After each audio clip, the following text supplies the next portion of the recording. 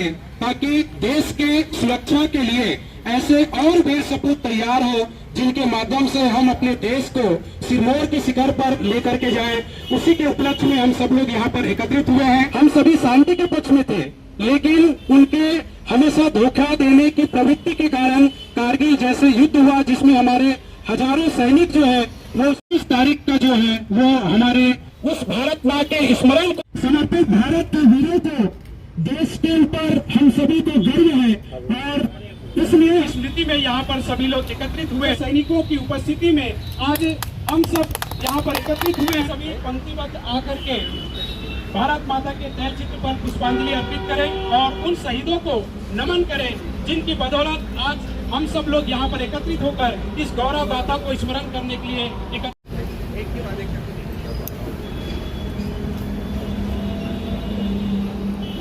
मैं कारगिल विजय दिवस के स्मरण कार्यक्रम में उपस्थित की भारत माता की भारत माता की।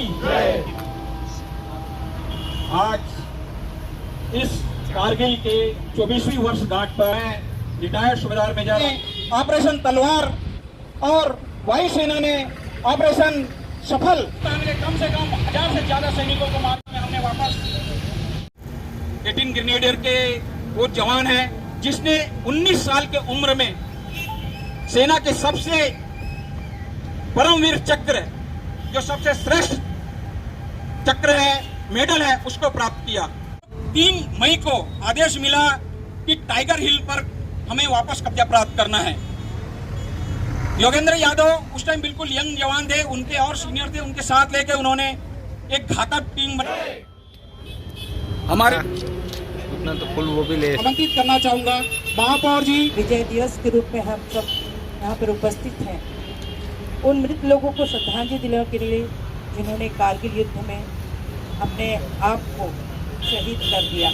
जैसे जगह पे पहुंचकर हमारे देश की सीमा की रक्षा करते हैं और हमको सुरक्षित रखते हैं। वो दिन इस दिन हम सबको ये संकल्प लेने की आवश्यकता है कि जिस प्रकार से हमारे शहीदों ने कारगिल विजय दिवस मनाने का अवसर हम सबको दिया है वो उनकी कुर्बानियों की वजह से।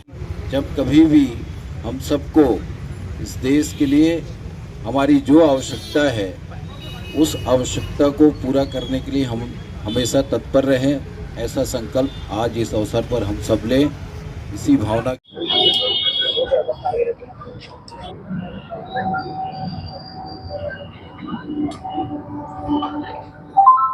आज कारगिल की 24वीं वर्षगांठ है। आज 26 जुलाई के दिन हमने पाकिस्तानी घुसपैठियों और सेना को अपने सामरिक पोस्ट से हटा के उस पर वापस कब्जा प्राप्त किया था। यह लड़ाई 3 मई से शुरू हुई थी और 26 जुलाई को ख़त्म हुई। इस लड़ाई में हमारे 527 जवान शहीद हुए थे और 1336 जवान घायल हुए, मगर हमने पाकिस्तान के 700 से लेकर 1200 जवान तक हमने मार गिराए और उनके 3000 जवानों को घायल किया। साथ में हमने उनके 7 युद्धबंदियों को भी पकड़ा था। बाद में उनको समझौते के तहत उनको वापस किया। इस तरह से हमने अपने सामरिक पोस्ट पर कब्जा प्राप्त किया और इस कारगिल युद्ध को लड़ाई को हमने जीता। मैं रिटायर्ड सूबेदार मेजर राजेश कुमार शर्मा, अध्यक्ष भूतपूर्व सैनिक कल्याण संगठन राजनांदगांव। 20 जुलाई का यह अवसर जो है वो गौरव का अवसर है।